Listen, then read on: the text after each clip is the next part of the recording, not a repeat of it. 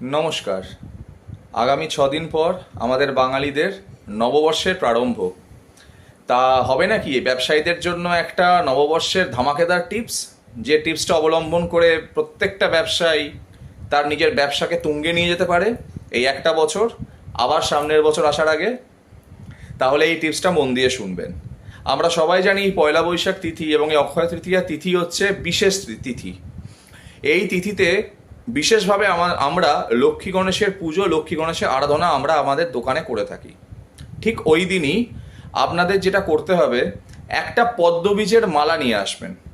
এটা কিন্তু দশকর্মার দোকানে পাওয়া যায়, একটু খোঁজ করবেন, অনলাইনে অর্ডার দিতে পারেন, অনলাইন থেকে আমরা পেয়ে যাবেন অথেন্টিক অরিজিনাল পদ্মবীজের মালা, 100 ওয়াটের মালা। 100 ওয়াটের মালা একটা নিয়ে আসবেন। একটা ছোট বাটিতে একটু ঘি আর একটু আপনার সিঁদুর মিশিয়ে নেবেন, লাল সিঁদুর, ঠিক আছে? মিশিয়ে ধৈর্য সহকারে ওই 108টা পদ্মবীজের মালাতে আপনাকে টিপ পরাতে হবে আপনার অনামিকা আঙুল দিয়ে, মানে রিং ফিঙ্গার দিয়ে।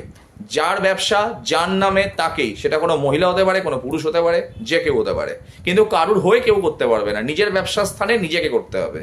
108 পদ্মবীজের মালায় 108টি ঘি এবং সিঁদুর মিশ্রিত একটা করে টিপ অনামিকা আঙুলে দিতে হবে।